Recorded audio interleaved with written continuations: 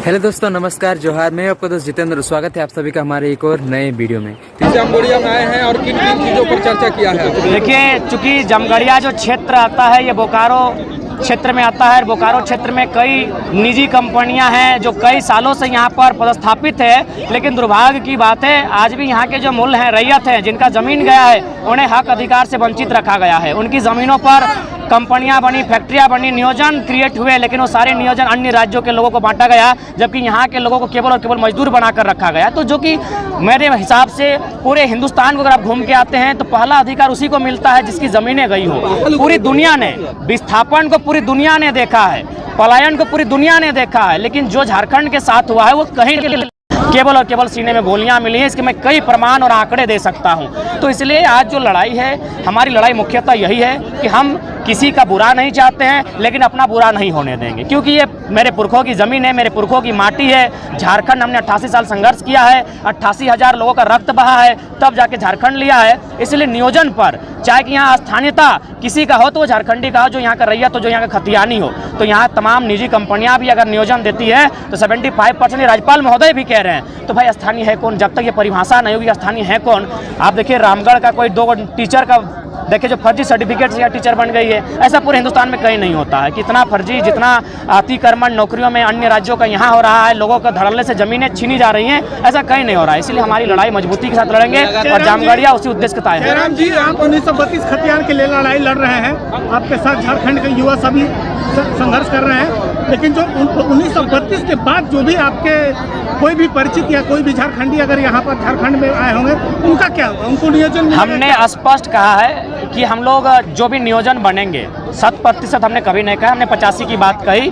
देखिए सरकार उसका सर्वे करे, लेकिन हाँ शर्त यह है कि जो व्यक्ति यहाँ रह गए हैं उनको झारखंड की भाषा, संस्कृति, परंपरा से अवगत होना होगा। क्योंकि अगर यहाँ की परंपरा, संस्कृति से अवगत नहीं होते हैं, इनको नहीं स्वीकारते हैं, तो आने वाला दिन वर्ग संघर्ष हो सकता है, भाषा संघर्ष हो सकता है, संप्रदाय संघर्ष हो सकता है। तो इसलिए जब आप झारखंड में आए हैं तो यहाँ झारखंडी चीज़ें, जो परंपराएं हैं, उनको स्वीकार कीजिए और उसके बाद सरकार सर्वे करे। अगर 32 के बाद भी कोई लोग ऐसे आए जो यहाँ के होके रह गए, यहीं बस गए, यहाँ के सिवा उनका कहीं कुछ नहीं है, उन्हें सर्वे करके उनके लिए भी प्रावधान किया जाए। जयराम जी, अभी आज विधायक सिल्ली के पूर्व विधायक ने रांची में एक पार्टी गठित की है, खतियान झारखंडी पार्टी।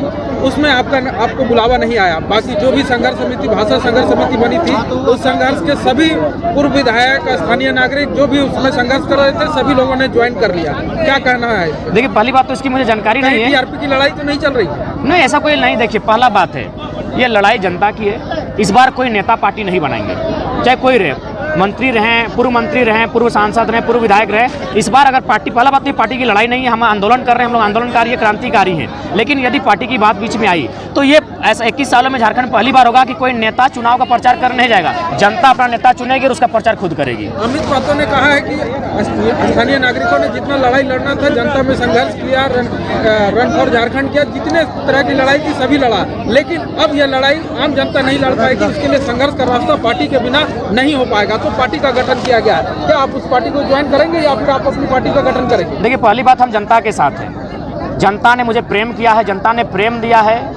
जनता मुझे जिस और लेके जाएगी, मुझे घर छोड़ना पड़े, परिवार छोड़ना पड़े, खुद को भूलना पड़े, हम तैयार हैं। लेकिन जनता हमको जहां लेके जाएगी, जनता मुझे जैसा कहेगी, हम जनता के साथ हैं। जनता के हितों के लिए मेरे पिताजी का रक्त बहा है, हम जनता के साथ हैं। अमित महतो अगर फिर से आपको बुलावा देते हैं तो क्या आप पार्टी ज्वाइन करेंगे? हम जनता से पूछेंगे, अपने माओं से, बहनों से, उनसे पूछेंगे ऐसा बात है। उनकी स्वीकृति होगी तब सोचेंगे। नहीं, ये बहुत ही सरासर गलत बात है। अगर विरोधी है तो उनको आंख फाड़ के देखिएगा। मोहनपुर में मेरा वीडियो है, अभी भी होगा इंटरनेट में, वहाँ गुरुजी की सभा को हम संबोधन कर रहे थे। अभी जो सीएम है, सीएम ने जो बयान दिया कि स्थानीय नीति खतियान के आधार पर नहीं बन सकती है, क्या कहेंगे? हाँ, क्या लगता है कि उस पर लंबा चलेगा। नियोजन देखिए, स्थानीय नीति से जोड़ना होगा, खतियान से जोड़ना होगा। बिल्कुल 2 लाइन में जुड़ जाएगा। आप खतियान के आधार पे स्थानीय नीति बनाइए और स्थानीय नीति के आधार पे नियोजन नीति बनाइए, बात खत्म। 2 लाइन में बस सोच होनी चाहिए। आप आंदोलन कर रहे हैं, अभी तक सरकार के कान में जू तक नहीं लगी, क्या कहेंगे? किसने कहा कि सरकार के कान तक जू नहीं गया है? सरकार लगातार मीटिंग कर रही है, हड़कंप मचा हुआ है, लोग दिल्ली जा रहे हैं, विधानसभा में कह रहे हैं कि एक फुटबॉल खेलने वाला, फुटबॉल में भाषण देने वाला, तो हम ही को कह रहे हैं। किसने कहा कि सरकार नहीं तक आवाज गई है? पूरा विधानसभा 85 के बाद क्या कहेंगे? 85 स्वीकार नहीं है।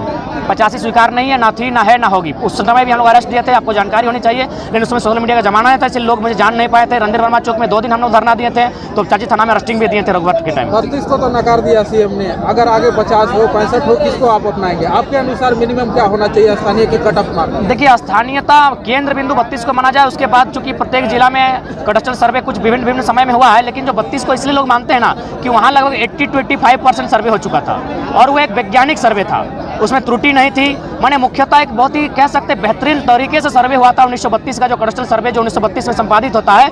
उससे पहले जितने भी सर्वे हुए बाद में जो है अधूरे रह गए। जैसे रिविजनल सर्वे हुआ था, सेकेंड रिविजनल सर्वे हुआ था, लेकिन उन्होंने कभी कंप्लीट नहीं हुए, इनकम्प्लीट रहे। तो 32 की मांग लोग लगातार इसलिए कर रहे हैं कि वह एकमात्र सर्वे है जो पूरी तरीके से शुद्ध था और वैज्ञानिक आधार पे था। रही बात अन्य जिलों की, तो उस पर तो हम लोग बार बार कह रहे हैं, उस पर एक ग्राम सभा गठित हो, ग्राम सभा भाषा संस्कृति के आधार पर तय करेगी, उसको मोहर लगा के देगी कि यह व्यक्ति झारखंडी है।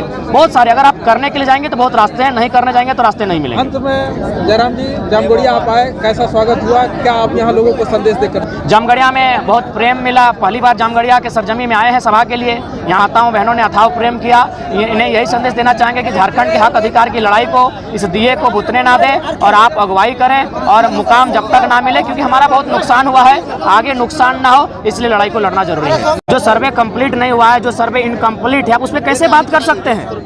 और ये जो 2005 लातेहार लोहरदगा जो कह रही है केवल भ्रम है लोगों को बरगलाने के लिए, ऐसी सच्चाई नहीं है। जब हम बात नहीं कर सकते हैं, मान के चलिए फर्स्ट RS का, तो फिर उसी की तो लड़ाई लड़ रहे हैं ना हम लोग। देखिए श्रीमान, लड़ाई बहुत सरल है। जो लोग बैठे हैं राजगद्दी में, उनको कहीं ना कहीं दिक्कू लोग बाहर से खींच रहे हैं। इस बात को आपको मानना होगा, नहीं तो आप जाके उनका सर्वे कीजिएगा, उनका कहाँ कहाँ कनेक्शन है, मजबूरी क्या है, आखिर क्या है। इसीलिए हम युवा को यही कहते हैं कि अगर आप नेतृत्व करने की सोचते हैं तो पहले आप ईमानदार रहें। अगर आप ईमानदार नहीं रहेंगे तो आपको भी दबाया जाएगा, इसलिए ईमानदार रहिए।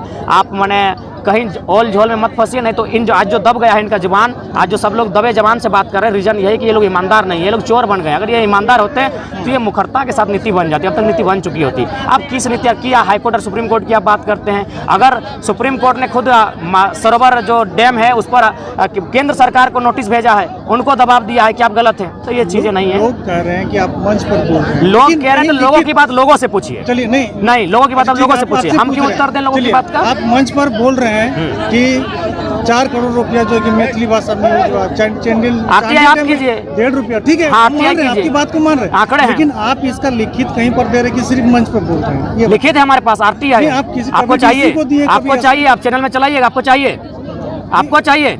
हम सवाल आपका है, सवाल आपका है, आपको चाहिए? नहीं, मेरा कहने आपको चाहिए? आप कभी लिखित दिए कभी? अरे भाई, लिखित नहीं दिए तो ऐसे बोल रहे हैं। हम लोग माने बेवकूफ लोग हैं कि इतना लोगों के भावनाओं